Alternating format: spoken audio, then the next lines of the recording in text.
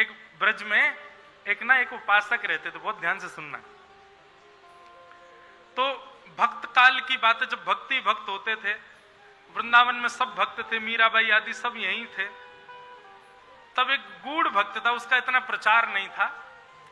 तो शाम को सारे भक्त लगभग, कोई सेवा कुंज में, निधि वन में, जमुना तट पर सारे भक्त मिलते थे और झुंड बनते थे भक्तों के, आपस में बैठ के संकीर्तन सत्संग आदि सब चलता था। तो 4-5 भक्तों की मंडली यमुना जी के तट पर बैठी थी। हर भक्त का एक नियम होता था, कल मेरे ठाकुर जी का उत्सव है, तुम सबन को अपने ठाकुर जी लेके मेरे यहां आनो है।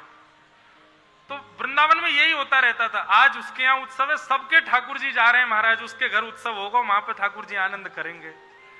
फिर कल किसी और के यहाँ उत्सव, तो सारे ठाकुर जी वहां जा रहे हैं, घर के ठाकुर जी, मंदिरों के नहीं।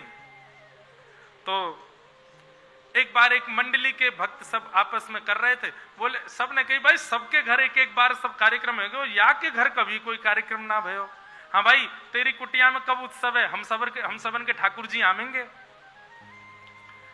तो बोलो, मेरी कुटिया में कोई उत्सव मत करो। बोले क्यों, तेरे ठाकुर जी को उत्सव नहीं होगा? बोले मैं अकेलो ही कर लूंगा उत्सव। बोले अरे ये तो गलत बात है, अकेले उत्सव ना हो भैया, उत्सव में समाज बुलाए हो जाए, वैष्णव बुलाए जाए, क्यों ना बुलावे तो सबन को। तो बोले कि कोई ने अगर मेरे ठाकुर जी को देख करके यूं कह दे ये कैसे ठाकुर जी, मेरे चित्त को बड़ी पीड़ा हो जाएगी। कोई कहीं मेरे ठाकुर जी को देख के यूं नहीं कहते ये कैसे ठाकुर जी। अब तो जैसी उसने ये बात कही तो बाकियों के मन में आ गया, बोले ऐसे कैसे ठाकुर जी। अब तो सब पीछे पड़ गए। बोले अब तो तू अपने घर अपनी कुटिया में हमको बुला, हम तो जरूर आएंगे, और हम सौगंध खा के कह रहे हैं हम बिल्कुल नहीं कहेंगे ये कैसे ठाकुर जी। वहां ने सबसे सौगंध ले ली, सब सौगंध खाओ, तुम में से कोई नहीं कहेगो। सबने सौगंध खा ली, बोले हम में से कोई नहीं कहेगो, तू अपने यहां बुला। अगले दिन माने उत्सव रखो, और उत्सव में माने सबरे बुलाए। जैसे ही सबने वहां की कुटिया में प्रवेश कियो, चारों तरफ घूम करके बोले भैया सुगंधी तो आ रही है इत्र की, पर ठाकुर जी हैं कहाँ हैं?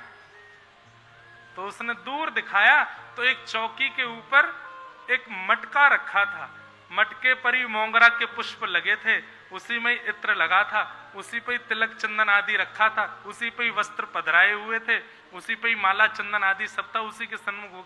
बोले ये रहे मेरे ठाकुर जी। अब मटका देख करके ना चाहते हुए सब बोल गए ये कैसे ठाकुर जी। बोले मैंने मना करी, तुम लोग मत बोले, तुम क्यों बोले? अरे भैया क्षमा कर दे, सब पाम पकड़े। बोले भैया क्षमा कर दे, लेकिन सुन बैठ, एक बार बता तो सही है कैसे ठाकुर जी, ये मटका वाले ठाकुर जी कैसे भाई? उसके नेत्र सजल हो गए। बोले भैया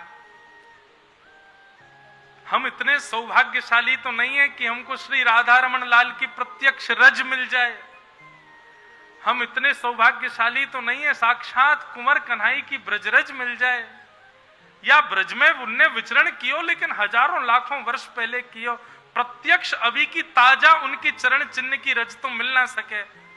लेकिन मैंने सत्संग में सुनो है कि ठाकुर जी को भजवे वाले वैष्णव उनकी चरण रज ठाकुर जी के चरण रज के समान है।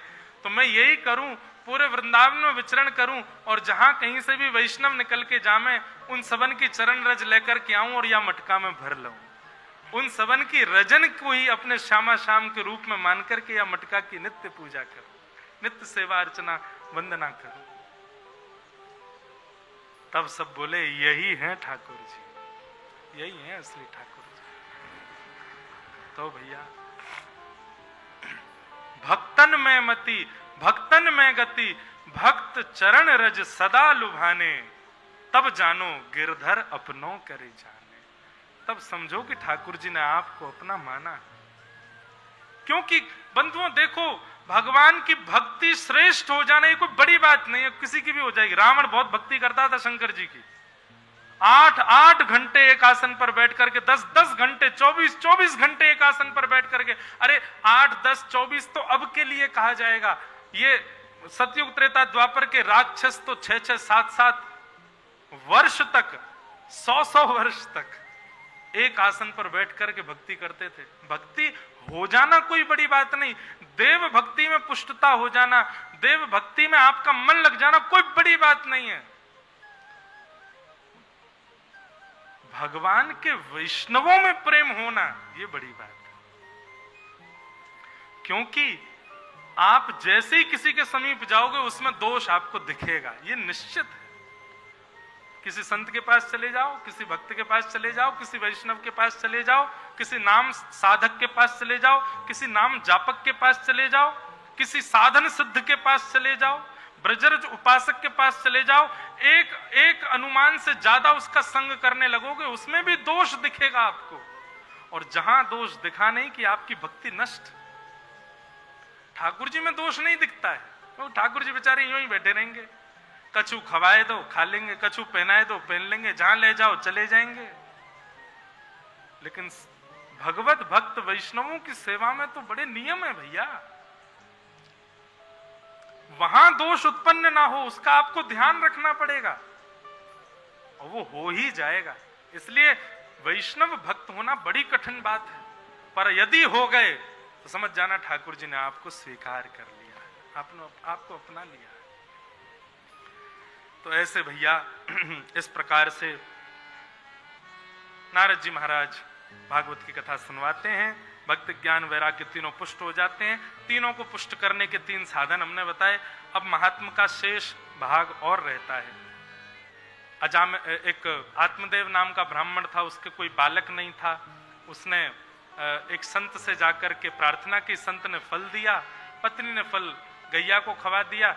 गैया के गर्भ से एक बालक प्रकट हुआ जिसका नाम गोकर्ण हुआ। पत्नी अपनी सहेली के पुत्र को ले आई, उसका नाम धुंधुकारी रख दिया। सूक्ष्म में सुना रहा हूं। बड़े होकर के धुंधुकारी ने माता पिता की बड़ी अवहेलना की। मां ने अपने प्राण त्याग दी कुआं में कूद करके, और आत्मदेव जी महाराज वन में जाकर के भागवत का आश्रय लेकर के भगवत धाम को प्रस्थान कर गए। धुंधुकारी प्रेत बना, और प्रेत योनि से कब मुक्त हुआ? जब भागवत उसको सुनाई गई। बंधुओं, ये भूत प्रेत होते हैं? बताओ, होते हैं कि नहीं होते? होते हैं। भागवत में प्रेतों का वर्णन है, इसका मतलब प्रेत होते हैं, भूत होते हैं। पर आजकल भूत प्रेत कम दिखते हैं, क्योंकि मानव ही प्रेत हो गया है। क्योंकि मानव के आहार, व्यवहार, स्वभाव, विचार में कोई भूतों से कम नहीं है हम लोग। इसलिए भूतों वाला ट्रेंड खत्म हो गया, मानव ही भूत बन गए। भजन बिन नर मरगट के भूत। जो व्यक्ति भजन नहीं करता है, जो व्यक्ति वृंदावन नहीं भजता है, जो व्यक्ति कथा नहीं श्रवण करता, जो व्यक्ति अपने जीवन में ठाकुर जी को स्थान नहीं देता, मृत्यु के बाद भूत बन जाता है। इसलिए भैया 3 दवाई रोज लिया करो, सुबह दोपहर शाम। सुबह उठते ही ठाकुर जी का स्मरण, मध्याह्न भोजन करते समय ठाकुर जी का स्मरण, और रात्रि सोते समय ठाकुर जी। 3 बार ठाकुर जी को स्मरण करने वाला ये डोज जो लेता है, उसको कभी प्रेत नहीं बनना पड़ता, उसको कभी नरक नहीं जाना पड़ता।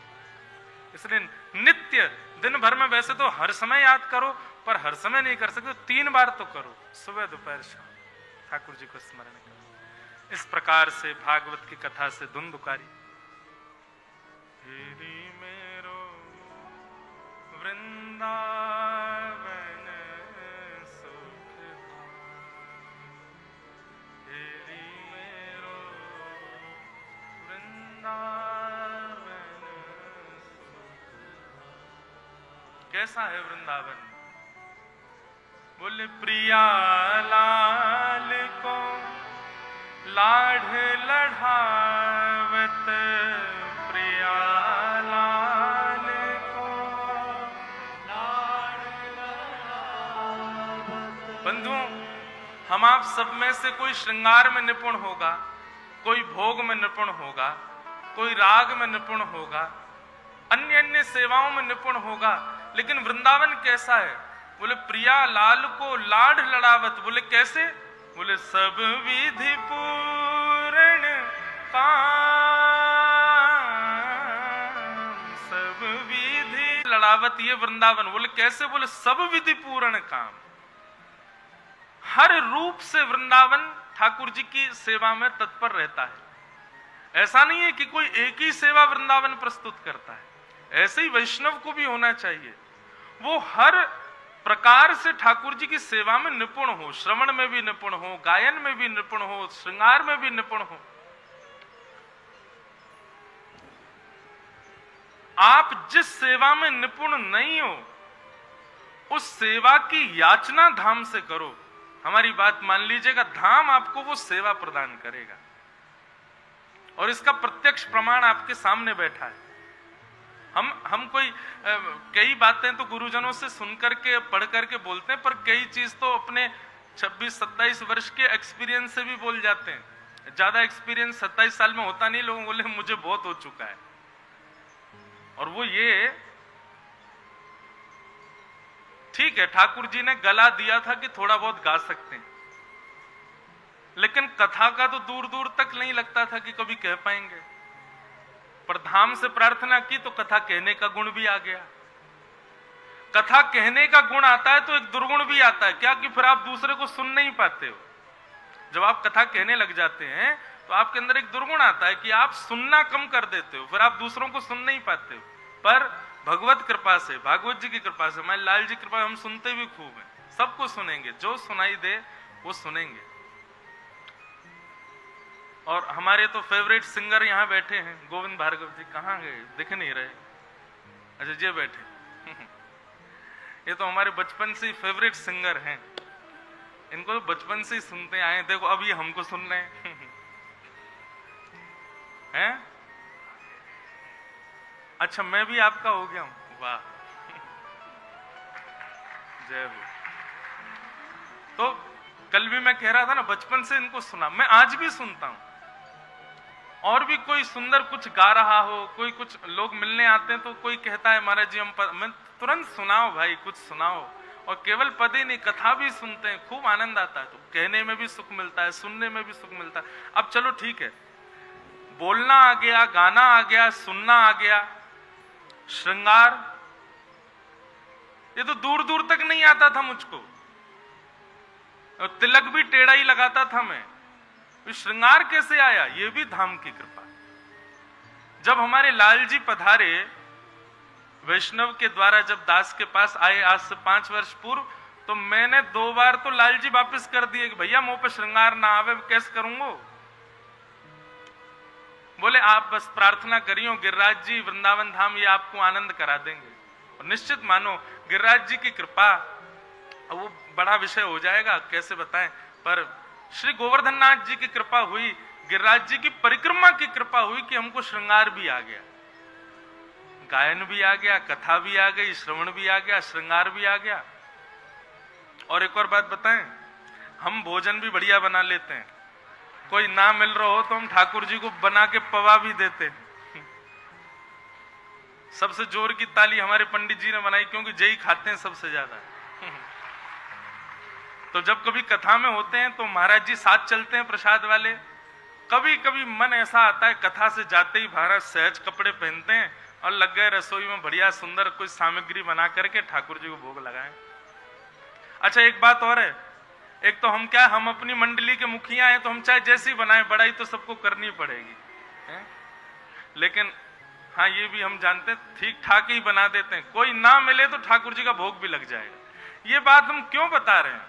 कोई अपनी प्रशंसा नहीं कर रहे हैं, केवल आपको एक बात कह रहे हैं कि प्रिया लाल को लाढ़ लढ़ावे, सब विधि पूर्ण का,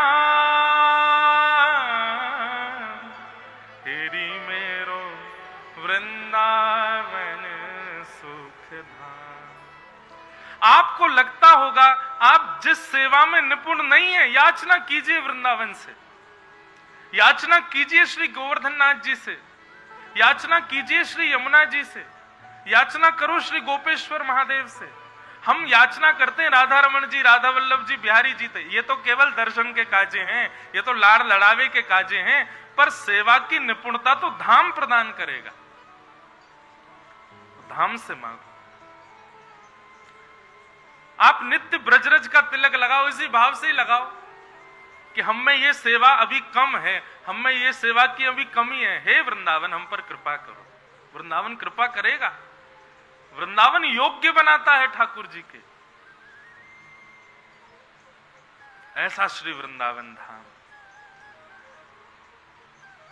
एक बात सदैव याद रखना बंधुओं, वृंदावन को कभी भी आप स्थूल मत मानिएगा। जड़ वस्तु कोई स्थान नहीं है वृंदावन, साक्षात चैतन्य है। जिस प्रकार ठाकुर जी के प्रति कभी जड़ भाव नहीं रखना है, ऐसे वृंदावन के प्रति भी, धाम के प्रति